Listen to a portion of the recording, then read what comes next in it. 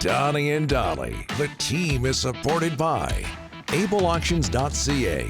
Closing your business? We can help. It's Monday, it's Tuesday, and all of our guests today are sponsored by Basant Motors. I told you that was going to happen. We're back, and so is the Basant Motors Scholarship, bigger than ever, with $33,000 in scholarships awarded. Learn more at BASANT, BasantMotors.com, as we bring in, speaking of how sweet it is, Jamie McLennan, Noodles from TSN. How are you, sir? I'm good, and I know who Jackie Gleason is. And Burt Reynolds, I had a few of his shots 2 weekends ago, because I don't know if you guys know, there's an actual shot named Burt Reynolds out there. It's very impressive, although you shouldn't have too many of them. There's lots of sugar. Yeah. Rick had a couple before. I'm bringing the show. Knowledge this morning. Yeah. Hey, Jamie, are you, as we focus on goaltenders here, are you familiar with the popliteus muscle that's bothering Thatcher Demko? Nobody has any knowledge of it. What about you? No, and Kevin Woodley did a really nice job kind of laying it out as to digging into what it is. But honestly, I don't know anything about it. It's the first time I've ever heard of it. Now, that being said, I'm not a medical doctor, so there's lots that I've missed in my life, but I've never heard of that muscle or whatever that is behind the knee. As you could probably go back on the tape somewhere in the late 90s and then the 2000s. I didn't have much flexibility, so I didn't use my knees very much. I kind of just stood there. So when you look at Thatcher, I'm still concerned about it. You know, when you're dealing with muscles you can't pronounce, and him saying that it's such a unique injury, they're trying to find somebody who's ever had it. That's really concerning. Jamie, from what you know, is it possible for the Canucks to have success, at least early on, with an Artur Silovs, Kevin Lankinen goaltending tandem? Yes, because the team is good enough. What you need is the goaltending to hold up and give you. If they can give you league average goaltending, then you're going to be fine. I'd like to see more from top players. Obviously, it's preseason, so you're just trying to get the guys through the preseason. As we've seen, throughout the league, the Line A injury the other night, and guys even in Toronto have had a few guys leave early, and it's frustrating, definitely. But I think that tandem could give you, and I always call it short-term starter minutes. Lankinen is a good enough goaltender. I think you guys know I like Silovs. I think he's a good young goaltender, big guy, he's got good feet. Give them an opportunity, but head coach Rick Tocchet has to keep his team to task and make sure that they play well in front of them.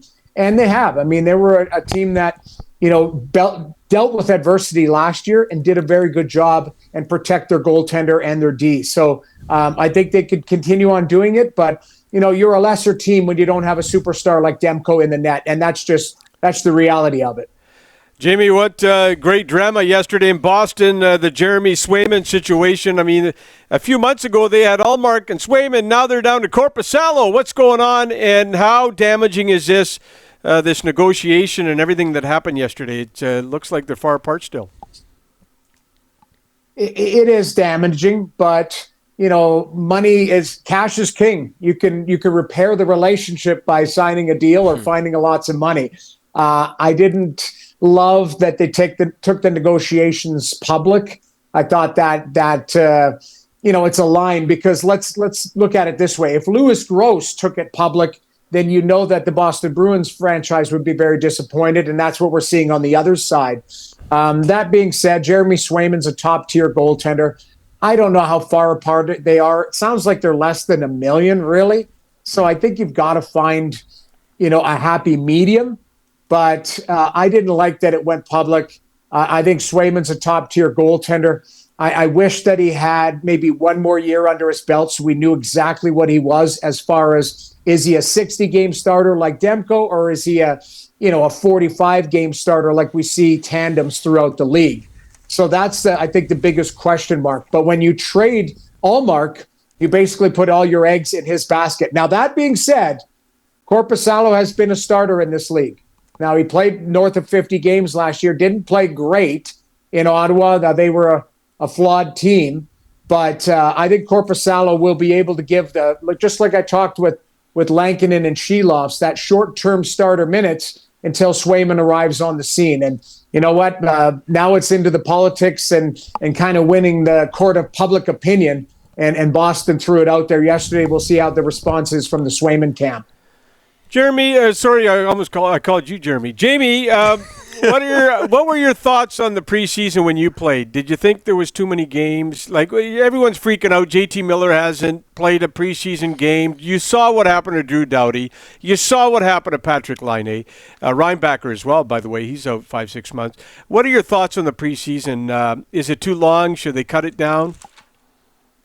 Okay, so Jamie McLennan, media member and fan, yes. Yes. Jamie McLennan, player.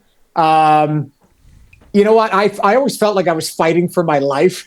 So the preseason was kind of, I'll be honest, like I got a couple games underneath my belt, and I always wanted to have a good preseason as a backup, right?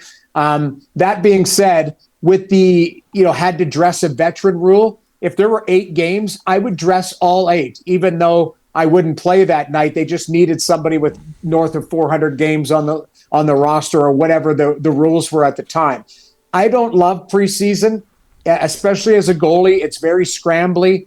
There's not a lot of predictable things that happen out there because teams aren't in a groove systematically. They don't have their habits in place. So, and you've got young guys that are trying to prove things, and it's more of like a glorified junior league out there, which is not good for, seasoned NHL vets because they're just trying to make it through. So even as a player, I didn't love them, but I knew how important they were for me. Yeah. As a fan and a media member, honestly, I hate them. I just want to get to the dance and get going here. Do you have a read on Daniel Sprong? He's been pretty impressive in the preseason. There's a lot of skill there. What do you think, Jamie? You're in Alberta, where he's. I really like him. Yeah. Honestly, I think he was a really sneaky move to add because he's versatile. On a deep team, he probably plays in your top 9, even fourth line if he had to be pushed down. But he can play top 6. He's a good skater. He's got a big shot. He's got some bite to his game. He gets in there. It's not about fighting. The game, I think fighting is, through osmosis is heading out. But this is a guy who plays to win. I'll call it that. Where I've watched him on loose puck battles. He goes and gets that puck. So I think it's a sneaky move. I like him. I like his speed. Again, I'll come back to the shot. I think he's got a really underrated shot. So there's a lot of value to Sprong. And depending on where he is slotted, Rick Tocchet, I think he will become one of those trusted players that goes in and out, not in and out of your lineup, up and down your lineup. And that's a key. When you have depth, now you can start to mix and match to see who's going that particular night or that particular week. Jackie Gleason's tagline, how sweet it is, how sweet it was to have you on this show. Yeah. And we'll have you back next week as well, Jamie. Thanks so much for this, my friend. Absolutely. Thanks for having me, guys.